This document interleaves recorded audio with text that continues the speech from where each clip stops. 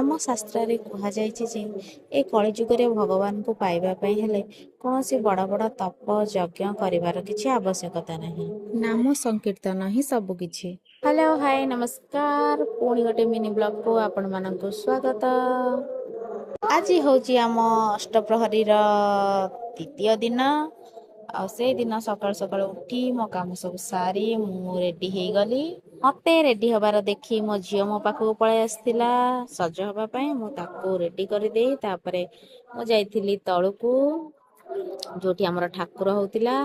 ସେଠି ଯାଇକି ପ୍ରଥମେ ମୁଁ ଠାକୁରଙ୍କୁ ଦର୍ଶନ କଲି ଆଉ ଠାକୁରଙ୍କର ଚରଣାମୃତ ପାଇଲି। ତାପରେ ମୁଁ ମୋର ଦିନଟିକୁ ଆରମ୍ଭ କଲି।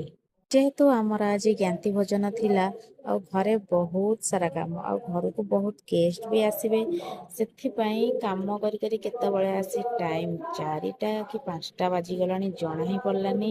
ତାପରେ ମୁଁ ମୋ କାମ ସାରିକି ମୁଁ ରେଡ଼ି ହେଇକି ପଳେଇ ଆସିଲି ପୁଣି ଭଗବାନଙ୍କୁ ଦର୍ଶନ କରିବା ପାଇଁ। ଯେତେ କାମ ଥାଉ ନା କାହିଁକି ତାକୁ ରଖିକି ପ୍ରଥମେ ଭଗବାନଙ୍କୁ ଦର୍ଶନ କଲେ ମନକୁ ଯେଉଁ ଶାନ୍ତି ମିଳେ ତାହା ଆଉ କେଉଁଥିରେ ହିଁ ନଥାଏ। ଆଉ ଏପଟରେ ଆମର ଯେତେକ କୀର୍ତ୍ତନ ମଣ୍ଡଳୀ ଆସିଥିଲେ ତାଙ୍କ ପାଇଁ ଗୋଟେ ଲେଖା ଗାମୁଛା ଆମେ ଆଣିଥିଲୁ, ଆଉ ମୁଁ ସେମାନଙ୍କୁ ନେଇ ଗୋଟେ ଲେଖା ଗାମୁଛା ପିନ୍ଧେଇ ଦଉଥିଲି। ସତରେ କୃଷ୍ଣ ପ୍ରେମରେ ଗୋଟେ ପ୍ରକାରର ଚମତ୍କାର ଥାଏ। ଆଉ ଏପଟରେ ମୁଁ ବସି ପଡ଼ିଲି ଚନ୍ଦନ ଲଗେଇବା ପାଇଁ। ନନା ମୋତେ ବହୁତ ସୁନ୍ଦର ମଜାରେ ଚନ୍ଦନ ଲଗେଇଦେଲେ। ତାପରେ ମୋ ନଣନ୍ଦ ଯାଇକି ବସି ପଡ଼ିଲେ, ସେ ବି ଚନ୍ଦନ ଲଗାଇବା ପାଇଁ, ତାଙ୍କୁ ବି ଲଗେଇଦେଲେ ବହୁତ ସୁନ୍ଦର ମଜାରେ। ଏହିପରି ଭାବରେ ଆଜିର ଦିନଟି କଟିଗଲା। ଯଦି ଭିଡ଼ିଓଟି ଭଲ ଲାଗେ ଆପଣମାନେ ଲାଇକ୍, ସେୟାର, ସବସ୍କ୍ରାଇବ୍ ନିଶ୍ଚିନ୍ତ